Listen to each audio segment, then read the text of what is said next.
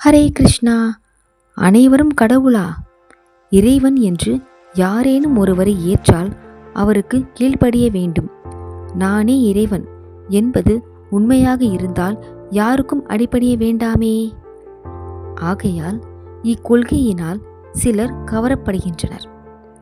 ஆயினும் நானே ராஜா, நானே மந்திரி, நானே ஆத்மா, நானே பரமாத்மா என்று கூச்சலிடுவதற்கு முன்பாக சற்று சமயோஜிதமாக சிந்தித்தால் இதில் பல சிக்கல்கள் இருப்பதை உணர முடியும். சிந்தனையும் அறிவையும் அடகு வைத்து பூட்டி வைக்காமல் யோசித்து பாருங்கள். அனைவரும் கடவுள் என்றால் கடவுளாகிய நான் ஏன் இவ்வுலகில் துன்பப்படுகின்றேன்? நான் ஏன் மாயில் மயங்குகிறேன்? கடவுளை விட மாயை உயர்ந்ததா? கடவுள் ஏன் கோடிக்கணக்கான உருவில் பிளவுபட்டு நிற்க வேண்டும்?